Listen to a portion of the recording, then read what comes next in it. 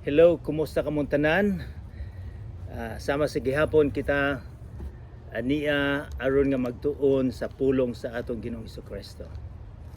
Sa dili pa kita magsugod, atong iduko ang atong ulo ug atong ihatag ang tanan sa atong Ginoong Hesukristo.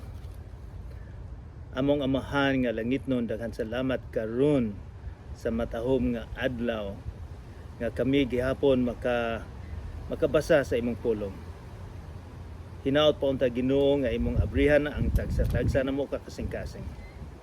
Hinaot pa unta nga kami mag-aabri aron nga ang pulong nga among mabasa karon, among mabati, makapa-change sa among paglantaw nga na kanimo. Lord, pasayloa kami sa among mga sala. Ikaw giangko namo nga ikaw ang tinuod nga magtutudlo kanamo karon. Sa ngalan ni Jesus nga among manuluwas. Amen. Hey, mangutana kamo, natingala kamo. Ngano man nga naay duha ka suga karon sa atong sa atubangan nako, ngano man nga naay suga. Kay kita karon magatuon sa usa ka dako nga cultural background sa mga Hudiyo. So wala pa ang atong Ginoong Hesukristo. Kining celebration atong istorya karon kay apil kini sa atong Bible study. Mangumusta lang ko sa atong mga naminaw dinha sa BJMP Giholngan, BJMP Vallehermoso ug ubang mga relatives nako, ubang mga kailangan naminaw karon. Nalipay gyapon dako nga kita magatuon sa pulong sa atong Ginoong Hesukristo. So sa walay paglangay-langay, mag-review kita sa usang semana, kapitulo 10 pa din, gihapon sa sinulat ni Juan, apan wala nato nahuman. So ang istorya didto kung atong mahinumduman nga si Hesukristo nagsulti may tungod nga ang gi-compare niya ang karnero o kita nga sumusunod ni Jesus. Mingon siya ang magbalantay sa karnero. Siya ang maayong magbalantay sa karnero. So mingon siya pod nga siya ang maayong magbalantay kanato. So o kining istorya karon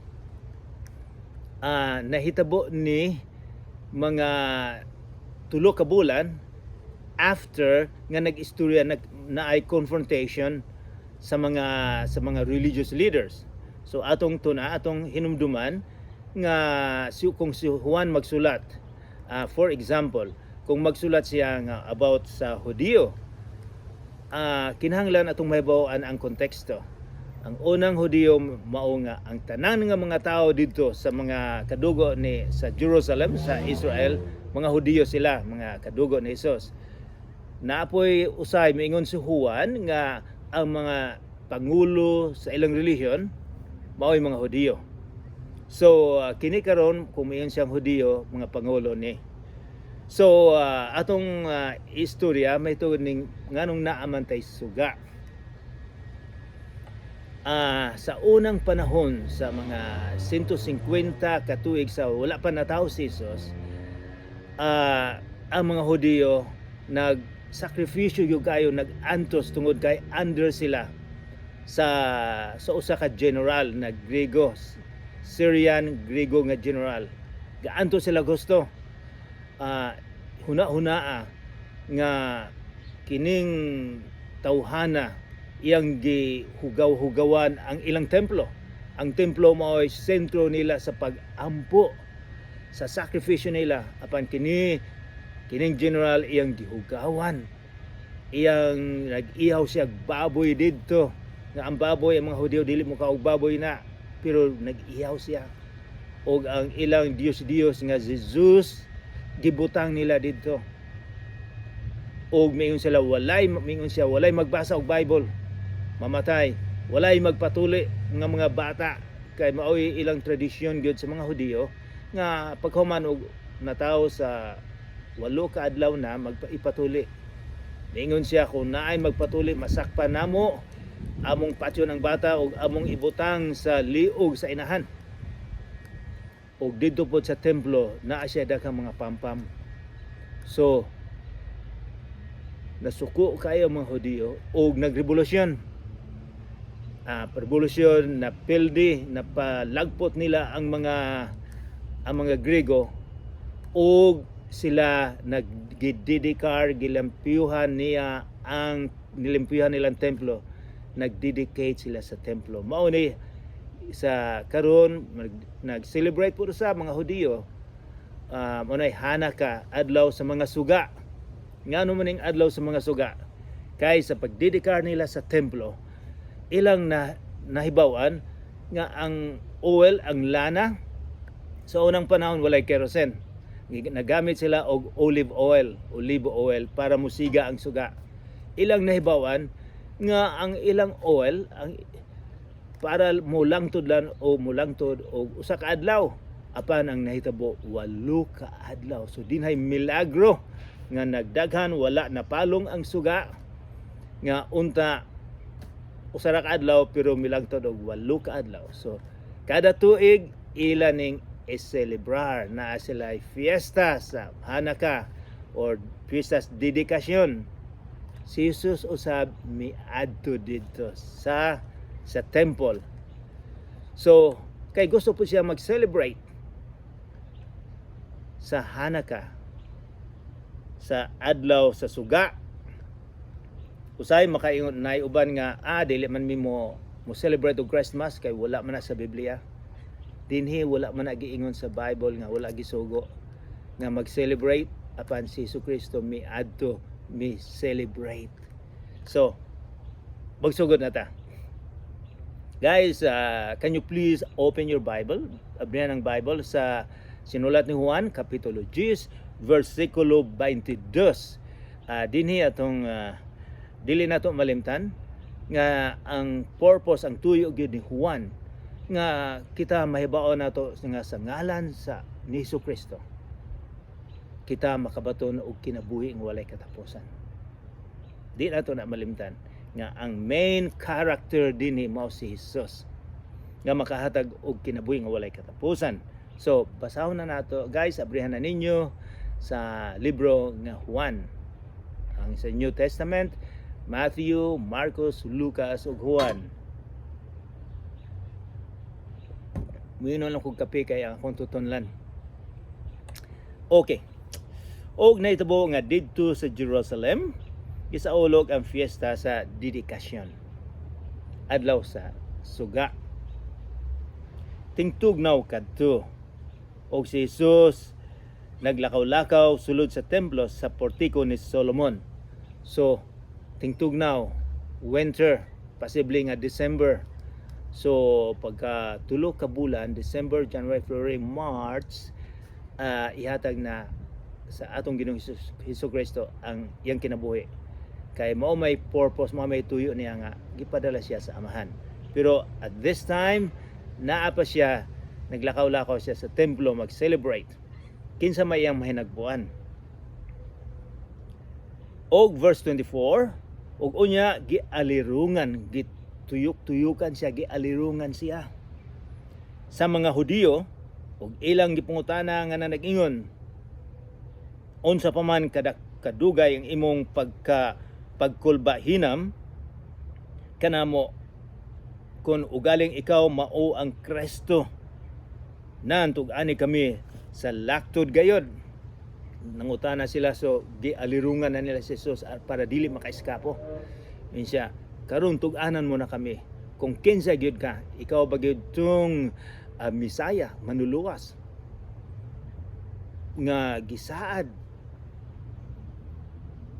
Ngano man nangutan naman sila nga nakita naman nila si Jesus, na dungog na nila, gi-explicar ni Jesus, na dungog ni Jesus, nakita nila nga si Jesus dinhay buta, iyang gihatagag nakamata, dinhay nagkasakit, iyang giayo, dinhay paralyzed person, iyang giayo. Nakita na nila nga si Jesus gyud ang manluluwas, pero ang ilang paglantaw good nga ang manluwas nga ipadala mao ang political leader or general nga muluwas nila.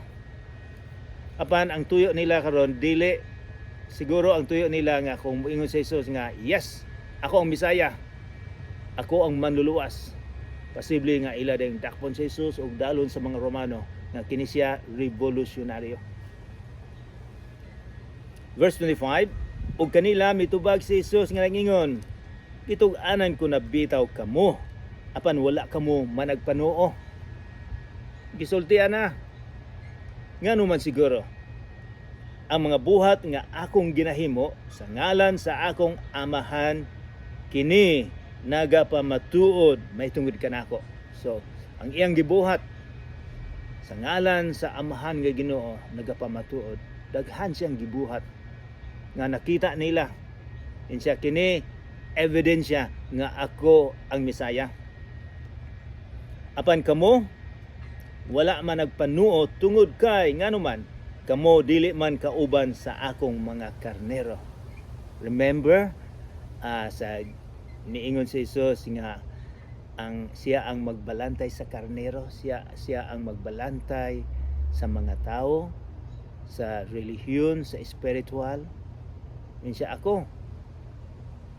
Ang mga karnero niya ang sumusunod ni Jesus. Siya kamo dili man mo karnero nako, dili man mo. And then apan kamo wala magpanuo tungod kay kamo dili man kauban sa akong karnero. So ang mga tao di ay nga dili mutuo ni Jesus nga mao'y manluluwas, dili tao, dili Kristiyanos. Verse 27, ingin siya gidescribe na niya kung unsa maning iyang karnero, unsa maning iyang sumusunod, unsa maning tinuod nga Kristohanon. Verse 27, ingin siya ang akong mga karnero nagapatalingog sa akong tingog, naminaw ang tinuod nga Kristiyanos, naminaw sa pulong sa Ginoo. And then ug ako nakaila kanila. So nga ikaduha, si Jesus nakaila di ay sa tinuod niya nga sumusunod, tinuod nga Kristiyanos. Ikatulo, og sila nagasunod kanako. So nagasunod, dili lang naminaw, kundi gasunod gyud sa pulong sa Ginoo, sa sugo sa Ginoo. Usa sa mga sample nga gisugo sa Ginoo mao nga ni Jesus, higugmaon nimo ang amahan sa tibok nimong kinabuhi o higugmaon nimo ang imong isig ka tawo. Siya kini mga tawanan musunod, dili lang day nga magsimba-simba ka or membro ka sa karelihiyon, kundi musunod gyud sa atong Hesukristo. And then verse 28, kini importante kay nang giingon ni Jesus. Mingin siya, og mao ni promise sa atong Ginoong Hesukristo sa sumusunod niya. Yan siya, og ginahatagan ko sila kinabuhing dayon. Kinsa man ni Jesus nga makahatag og kinabuhi nga walay katapusan? Tao lang ba ni siya? Walay tao nga makahatag og kinabuhi nga walay katapusan. Ginoo ang makahatag. So, first promise sa atong Ginoong Hesukristo, makahatag siya kinabuhing dayon. Ikaw ako mga matay man ta dinhi. Bisag sikat ka sa Pilipinas, sikat ka kung hain dapita, naa kay dakong edukasyon, dakong balay, naidaghan sakinan, guwapo kaayo nga iPhone 50 or so, naidakong motorsiklo, mamatay gihapon ta. Asa man ka paingon? Si Jesus mingon siya ang makahatag lang og kinabuhi nga walay katapusan. Og mingon siya itong second promise, og sila dili gayud malaglag ma-impyerno. Siya akong silang hatagag kinabuhing walay katapusan, ug dili sila ma-impyerno, dili madisgrasya, dili malaglag. And then ikatulo, og walay bisan kinsa nga makaagaw kanila gikan sa akong kamot. Sigurado kung naa ka ni Hesukristo, security, walay makaagaw. Magkasala man gihapon ta ang tinuod nga Kristiyano, makasala kinsa may mingon wala. Apan ang tinuod nga Kristiyanos, kung nakasala kita mo duol dayon kita sa Ginoo og mangay pasaylo. We recognize our sin. So, and then ah minsan walay makaagaw nila bisag unsang reliyon, bisag kay karong panahona daghang mga fake sa mga balita gani. Ako mahilig kog balita, pero nahibulo sab ko nga daghang fake nga balita dinhi sa kalibutan. So nag-amping usab ako kung unsay akong tuuhan nga balita, kay or else daghang mang-agaw nimo.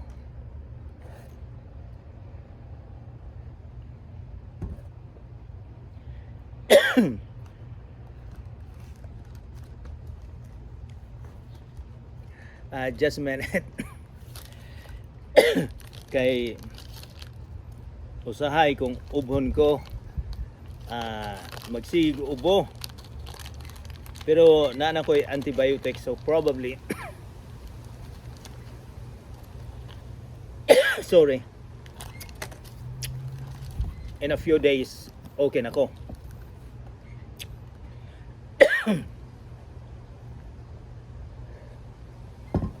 Sorry.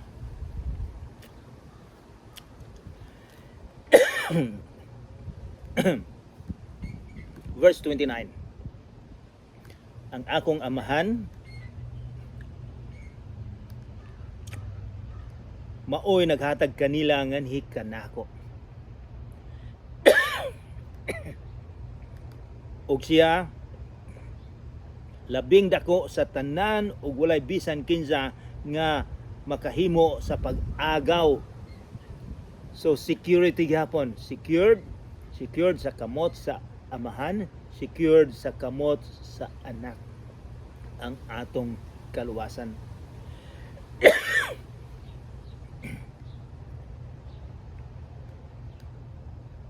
Ako, verse 30, hinumduman ninyo, ako og ang amahan usa ra. Unsa man ibot ipasabot ni Jesus? Usa ang Ginoo, tulo ang persona. Mao nay pagtuo sa mga Kristiyanos bisan pa sa pagsugod sa Christianity.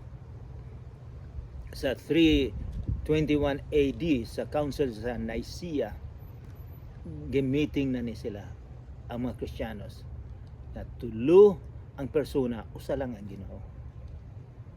So, si Jesus, ang amahan, walay sinugdanan, walay katapusan. Si Jesus usab walay sinugdanan, walay katapusan. Uncreated silang duha, uncreated. Ang Espiritu Santo usab walay sinugdanan, walay katapusan. Walay nag-create nila, walay gahimo. So, ang quality nila, ang character pareha. Pero they are different. Kaya ang nagpadala sa anak mao ang amahan. Ang nagpakamatay sa Kalbaryo mao si Jesucristo, palit sa atong mga sala. Ang musulod sa atong kasing-kasing mao ang Espiritu Santo. Usa ka Ginoo, tulo ka persona. And then niingon siya, ako og ang amahan usa ra. Unsa man siguro bation ani sa mga relihiyoso, mga Hudiyo, nga mituo man sila nga usa lang ang Ginoo. Karon si Jesus mi claim nga siya og ang amahan usa ra. Posibleng masuko ni sila. Verse 31, unya ang mga Hudiyo namunit na usab og mga bato aron ilang ilabay kaniya sa pagpatay kaniya. So siguro nag-alirong sila, and then sa nadungog nila nangita silang bato. Nangita silang bato aron nga patyon sila. Nangitag bato nganuman kay Jesus may claim nga siya Ginoo. Mao nay punishment.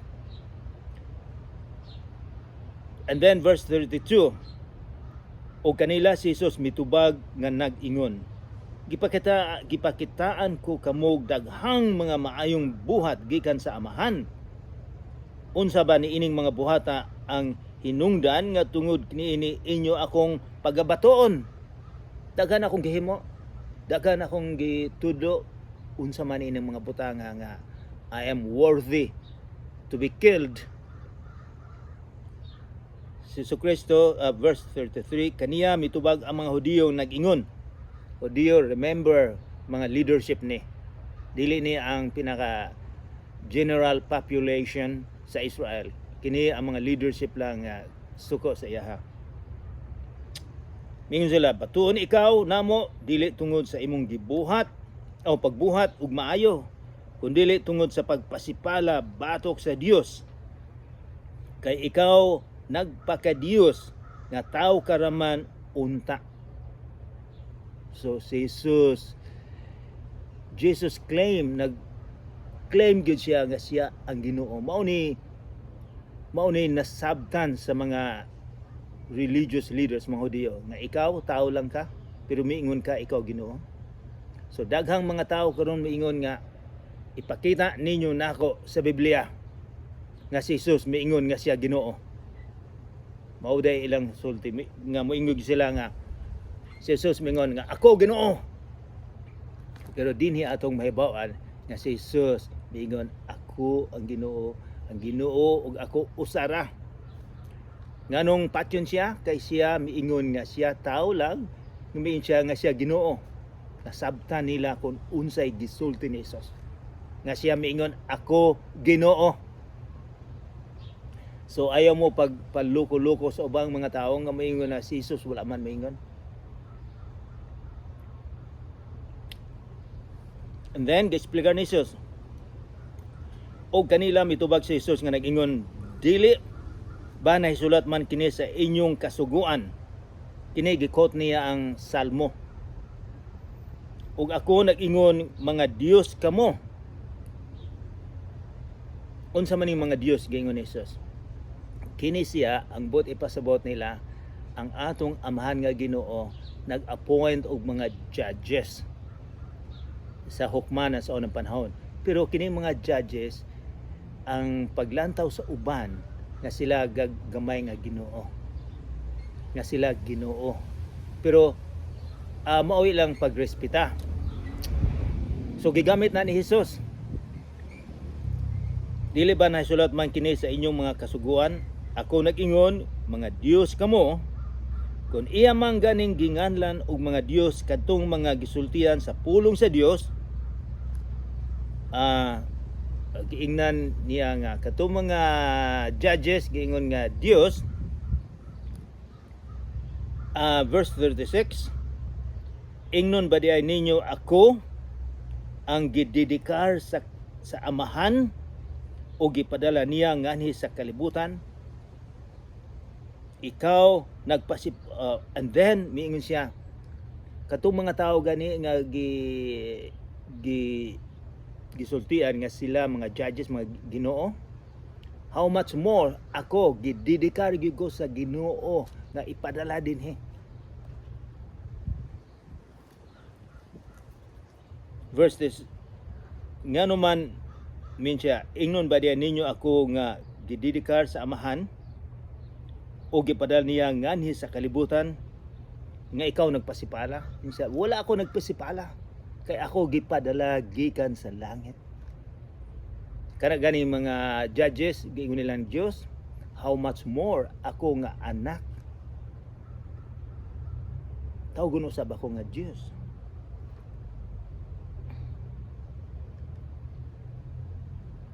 Verse 37, kung ang akong gipamuhat dili man mga buhat sa akong amahan, kung ang akong gipamuhat dili man mga buhat sa akong amahan, nan ayaw ka mo pagtuo kanako. Siya ang akong gibuhat, authority gikan sa amahan. Ang inyong gi-worship sa temple. 38, apan kun mauman kini nan bisan kun dili kamo motuo kanako, tuohin ninyo ang mga buhat aron kamo mahibalo ug makasabot nga ang amahan ania kanako og ako anaa sa amahan. Bantayan ninyo unsa man gisulti ni Jesus. Otro nako, apan kun mauman kini nan bisan kun dili kamo motuo kanako, tuuhin ninyo ang mga buhat aron kamo mahibalo og makasabot Guys, listen up. Nga ang amahan ania kanako og ako anaa sa amahan. Gusto kong i-memorize ninyo ni. 39, og siya ilan usab nga gisulayan sa pagdakop apan siya miikyas gikan sa ilang mga kamot. Bisag gialirungan na si Jesus, nakaikyas gyapon siya. Nga anuman, dili pa man niya panahon nga ihatag niyang kinabuhi. Walay tao nga makapatay ni Jesus kung wala niya tugti, kung wala pa sa panahon. Og siya miadto na usab sa tabok sa Jordan sa dapit diin didto gani si Juan nagpangbautismo pag-una. Og si Jesus nagpabilin didto. Og daghan ang nangadto kaniya og sila na nag-ingon, si Juan walay nahimong milagro. Apan tinuod ang tanang gisulti ni Juan may tungod ni ining tawhana. Og daghan ang mga misalig kang Jesus didto. Dinha gitapos ni Juan ang kapitulo 10. Daghan ang misalig ni Jesus. Kita usab kamo, musalig ba mo sa atong Ginoong Hesukristo? Kinsa may inyong saligan? Musalig ba mo ni Jesus nga makahatag og kinabuhi nga walay katapusan? Musalig ba mo ni Jesus nga ang atong pagka-Kristohanon sigurado walay makakawat kanato bisag kinsa pa tong manglingla, mga fake nga mangilad? Mingon siya, kung naa sa akong kamot dili mailad. Kinsa may inyong tuuhan karon? Kinsa may inyong saligan sa kinabuhi? Sa akong giingon na kitang tanan mga matay man, asa man ka padulog? Hinaot pa unta nga musalig atong ihatag ang atong kinabuhi sa atong Ginoong Kristo. Mangayo kitag pasaylo repentance niya, og ang Ginoo mo pasaylo, og siya mosulod sa atong kasing-kasing, nga siya ang magdumala. Nagaampo ako na hinaot po unta nga ato ning masabtan. Magampo kita. Among amahan nga langit nun, daghang salamat nga ikaw ang tinuod nga Ginoo. Daghang salamat nga imong gihatag ang imong kinabuhi aron nga kami adunay kinabuhi nga walay katapusan. Nagaampo ako karon sa mga tawo nga naminaw nga hinaot pa unta nga ilang ihatag ang ilang kasing-kasing nga na kanimo. Nagaampo sa bako nga kadtong mga taong nagkasakit karon, Ginoo, kapta sila, panalangini sila. Kining tanan among gihatag, among gipangayo in the name of Jesus Christ. Amen.